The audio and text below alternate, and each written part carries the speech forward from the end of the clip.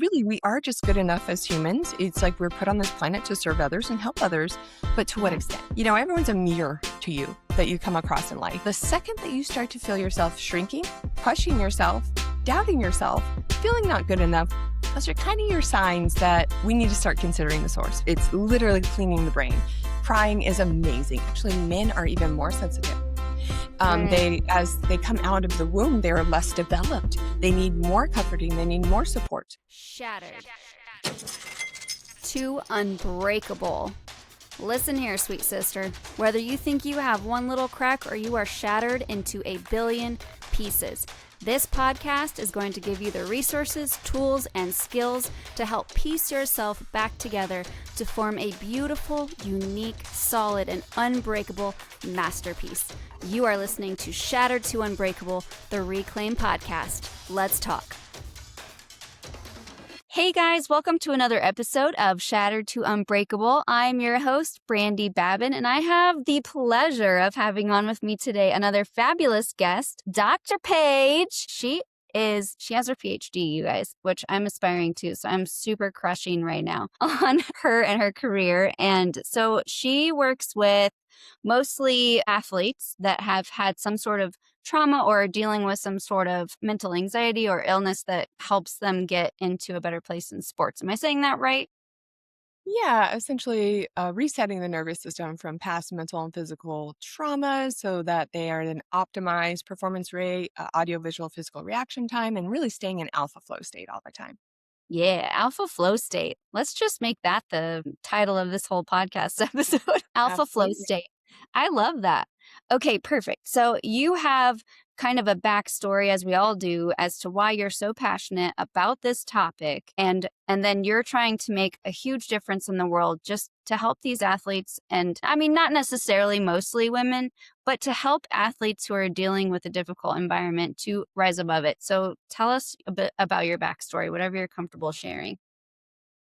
Really within my backstory, I've been in sports. I started skiing when I was 4 years old and really realizing how many men, and we know the statistics, about 20% of roles in sports are held by women.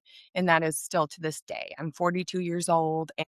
And if I started sports at 4, you can imagine how the lack of female role models, coaches, and just overall staff within sports there are.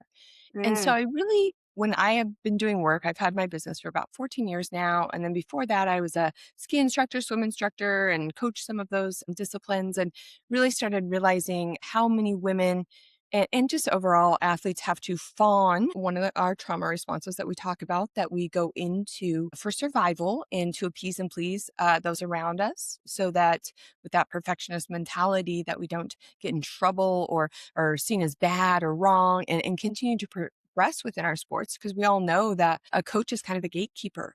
And so really looking at that fawning response and how that can become so toxic with an athlete.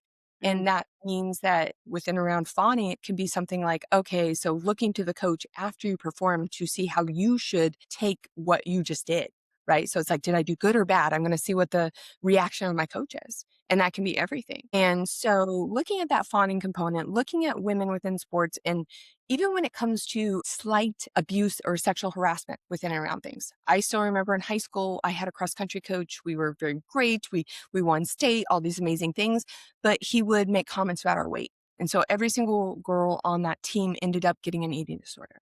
And so he was persistently telling us we had to be a certain weight to succeed, which is absolutely not how science works. And this guy had no education around that. And that's what you really start to find as well, is that just because an athlete did a sport doesn't mean that they know what they're doing scientifically. And so then getting into college, really realizing, because I was an exercise science major, my coach, my cross country and track coach, was actually the exercise physiologist for, and our, one of my professors also within the university. And we started using science at that point. And so every single thing that I had learned up to then was actually wrong. And People. so Yeah, once we started using science, had better outcomes, less, overuse injuries, all that kind of stuff. And so to this day, I'm still seeing so much of that. I'm seeing the sexual harassment component. I'm seeing the lack of science, as well as we start to see this supports of athletes utilizing threats and intimidation or abuse, essentially, to maintain control of these athletes and to really get them to become dependent and reliant, kind of like a codependent relationship, which Yeah. is not healthy at all. Yeah, No, not at no. all.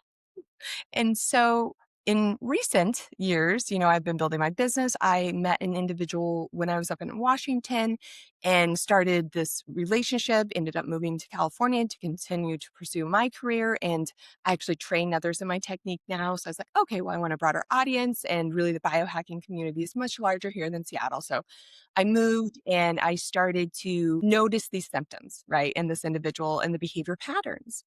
And I was aware of them, but I continued to tolerate them. And it was more of this kind of like uh, slight abuse in the beginning, right? Just kind of the discounting, the jealousy, the minimizing, telling me I'm too sensitive, all of those things, which, yeah, I'm a very highly sensitive, empathetic person. It's really a superpower of mine. And working with athletes around the emotional component in sports and that healing those wounds from individuals that have been abusive towards them over the years to get them back to where they need to be in wholeness, alignment, and confident within themselves. And so as time went on, I continued to break it off with this individual and say, hey, it's no more name calling, no more this, no more substance use, no more. And he said, oh, yeah, I can do that, da da da. I would get back with him. And it just continued. The pattern continued to perpetuate. And so then I started to really look at myself and be like, well, why am I, participating in this? And I started to realize that I had been conditioned on some levels of wanting to appease and please males, uh, Mhm. wanting to be perfect. So taking any of his criticism as if it was complete truth and that I needed to work on things. And yes, there's some truth to these things, but not to the extent that there's always something different, right? We talked about the goalpost moving, and you see this in sports too. The athlete will do amazing at this skill, at this trick, and then the coach will be like, "Well, that was okay, but now we need to work on this. You're never going to make it until you do this." So there's never really that one gratitude and celebration, which is what we need as humans within Right. or around this first goal. But is there really substance to all these things, and is it really necessary? We look at individuals and how they function, and it's like no one can endure persistent criticism. It's just not how Right. it works. We look at Exactly. Harvard yeah, we look at that Harvard study where there's 2 plants, and the one plant is being criticized and negativity all day, it dies. The other plant gets the positive reinforcement, it thrives. This is how we are. We are light beings, and we need, some, you know, gratification. We need some, that a girl, that a boys. We just need that Yes. as humans. Growth And so energy. Be growth energy. yes, of course. And so that's, we start to look at, and so taking from being a collegiate athlete and a high level extreme athlete and all these things of really looking at myself of like, well, criticism has helped me, right? In this perfectionist mindset. It's like, okay, well, what can I do better? What can I do better to continue to succeed? But in the end, it's like, what is too much, right? Because really, we are just good enough as humans. It's like we're put on this planet to serve others and help others. But to what extent, right? Where are we drawing this line of just totally shrinking and losing ourselves? And so I Yes. see that within my personal work with these athletes that are being, and particularly in the ski and snowboard world, they're at these private schools, very, very small environment. So the broader environment when you're a teenager and there's 20 people in your whole school alone and you're traveling all over the country and you've got these 2 coaches and there's no positivity, there's no awareness, there's no outside information to even understand who you are in this world besides just what dynamic you're in within this system, within this group, and then what your coach is telling you. Yeah. So that also starts to begin to happen within interpersonal relationships too. You can have even an abusive friend that is persistently expressing to you what you're doing that's bothering them or what's not good about you or what you need to change. And same as in the intimate relationships. And so I Mhm. really started to since I moved here, I was growing my community. I'd had a community up in Washington and in Colorado where I'm from. And so I started to have a smaller and smaller and smaller. life. And so it was just him persistently telling me. And then the Uh, second I started to grow my life here and creating more community and connections, that's when more of the, minimizing abuse began, because I started to threaten. My life started to grow. I started to get outside of like, no, this isn't normal. I have, more awareness of who I am. So just yes. really starting to look at all these dynamics within myself and looking at what I needed to heal. As well as I did start to understand too, is that, everyone's a mirror to you that you come across in life. And especially as you get older, when our brain's developing, it's like, I don't know if it's as much of a lesson sometimes, right? When we're talking about a 17-year-old skier here, it's like, well, are we really looking at this coach and saying, hey, what are they mirroring back to me in my shadow work? Maybe. But as you get older and you're looking at these things, and so I started to think about, okay, so I have this person telling me that I don't need to succeed more. I don't need to make more money. I don't need to do trainings, that I'm fine just how I am. Well, again, threatening this individual because, of course, I make more money than him and all these things. And I absolutely love what I do. I took risks. I pursued exactly what I wanted. I'm living an amazing life. I can't even complain about one piece of my life right now. And so, But yeah. yeah, exactly. But so I started to really look at like, oh, is this the manifestation of all my fears of going for something bigger? Is this person literally the voice to, you're not good enough, you can't Yeah. succeed, you can't continue to grow? And so I started looking at that piece. It's like, wow, am I holding on to this person to stay safe, to shrink, to stay small?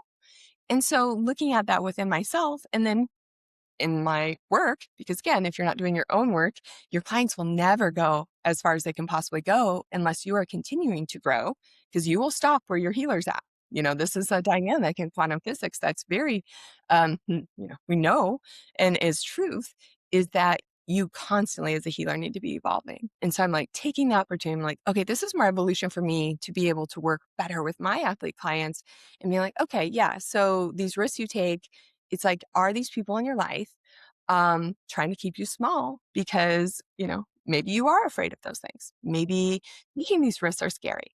And so there's a lot of pieces within it all. And then, of course, that piece of being a healer and seeing individuals grow and succeed, Yeah. even in my own personal work. I stopped drinking 20 years ago, Yeah. and so this individual had a lot of issues with controlling their substance use. And so I was like, oh, okay. So this was my other parts back 20 years ago going, oh, well, you can get sober, you can evolve, you can do the work. It. I did. So I know you can. yeah, so that potential of, which is a great skill as a clinician. I'm sitting here looking at someone, but man, I really want to stop smoking weed. I want to stop drinking. And I'm like, okay, you can do that. Let's do it. Let's work through the things that are triggering you to use those substances. And they typically go back to past traumas. So we're Yeah. calling that tiger, as you'd say, right? You're just keeping that tiger sedated all the time so you don't have to feel those uncomfortable feelings and reprocess and reset the nervous system that's associated with those experiences. So you start to look at the potential and all of these pieces. And so the second that you start to feel yourself shrinking, questioning yourself, doubting yourself, feeling not good enough, those are kind of your signs that we need to start considering the source. And Yes. whether in your coaching environment, parental environments, and in your intimate or interpersonal environment. That's so true. There's something you said earlier that I want to like make sure I emphasize. And it was you were talking about him criticizing you and then you said, "But I know that that's my superpower." You were talking about being sensitive, and he's saying, you're too sensitive." But you and knowing yourself are like, "No, I know I'm sensitive. That's my superpower." I Mhm. would love more than anything in the world for women to know themselves so well that if somebody criticized your superpower, you could say, "Well, yes, I am this way and it's my superpower." Like instead of, like you said, having to shrink or instead of having to you can reflect on it and be like, "Am I too sensitive? No, I'm just the right amount of sensitive for who I am and what I'm put on this earth to do." It might be too sensitive for somebody else in some other field, but in my field and what I do, this is my superpower. But that all comes in knowing yourself so well that you can say, "No, this is who I am," and it doesn't need to be it's not even on the table. It's not even up for negotiation. It's not even up for reflection. This is Yeah. exactly me. So I just want to point that out because it was so beautiful when you said, like, of course I'm sensitive. That's my superpower. You just said it like, well, of course. And I was like, yes. I know my joke is always with my athlete clients, I'm going to make you cry. That's my Yeah. goal. And then they go, okay, you got me. I'm like, I Yeah. did. And that's healing. We're releasing cortisol, we're releasing toxins. It's literally cleaning the brain. Crying is amazing. It is healing. And when we start looking at emotional arcs and so on, when we look at the frustration, look at the anger, and then the grief and the resolve and that crying, we have to get through that arc of energy. We have to release that undischarged energy. And Yeah. so we talk about the angry individual is the depressed individual. And Mm, so really there is sadness under that. And so it's getting to those pain points of like, what was it? What was the belief system? What was that one moment that caused you to doubt yourself, to think you weren't good enough, that really hurt you? Let's go in and process that and have those spectrum of emotions surrounding that. And that's healing. And absolutely. and so, in that superpower aspect of uh, being emotionally available, being Mhm. vulnerable, Yeah. that's where we all need to be working towards, because generally speaking, someone, if they are not capable of holding emotional space for you, they are not at peace with their past. And you even see that with therapists. You see a lot of counselors that are not specifically trauma um, inclined in their philosophy and their skill sets. And they will, the second that a client gets very dysregulated, very upset, and is processing and doing the ugly crying, all that amazing work, they'll try to stop it. It's scary to Mm. them. Calm And you to me, down. that's immediately, to me, it's like, ooh, you haven't done your work. It's like you need to be at peace with your past so you can sit with someone in that moment with their past.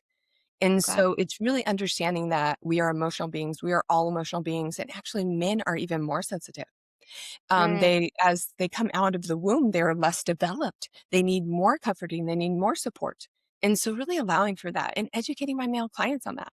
And male clients that have worked with me for years just love their tapping into that feminine aspect of themselves, right. and getting to have that freedom to express emotions and feel emotions and have that depth with their partners, because that potentially wasn't allowed within their family system, and generationally it wasn't okay.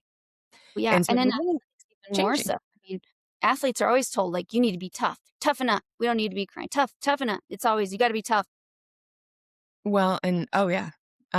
Pain is weakness leaving the body. I mean, we could go through all of the very dysfunctional, toxic mantras out there that do not serve an athlete. And actually, we even know, because I do QEEG brain scans, that when you cry, it pops you into that alpha flow state.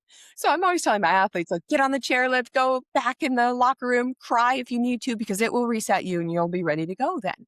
We have to go through the arc of emotions. We have to discharge that energy, or else we don't have full audio, visual, and physical reaction time. I mean, this is science. I've done brain scans for 10 years. I can show an athlete that we Yes. actually have regional reaction time enhancement when we process our past emotions, when we process these traumatic experiences and reset the nervous system.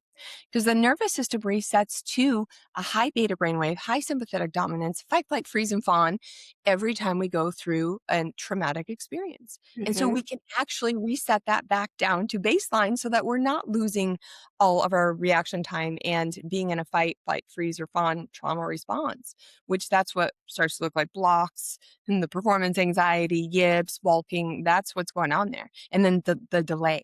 Right. So you'll see those athletes out there, is like, whether it's basketball, football, hockey, they just delay. Like they're not fluid, smooth movements. And that means that they are in a trauma response and they need to reset their nervous system. So how we are and how we react to trauma, how we react to every situation, it's encoded by age 7. So it's really important when we're working with, children and young athletes, and allowing for them to have emotions being heard, and not, because this is the other thing too. Before the age of 7 to 12, we don't make beta brainwave. So what that means is we can't make sense of an experience. So we just freeze or flight. We have to be very careful around watching and knowing if the child needs to express themselves, or if they're okay, or what's going on. And this is what's so frustrating, again, like I said, with kind of coaching staff and some of that, is they're not educated in child development as they should be. And that's why we have a K through 12 phys ed degree. So if young children, you are supposed to be working with someone who's qualified, Right. because they know the emotional component. And sports were invented for children to love to move their body and to be healthy. And it has turned into this, you better be perfect or you don't get to play.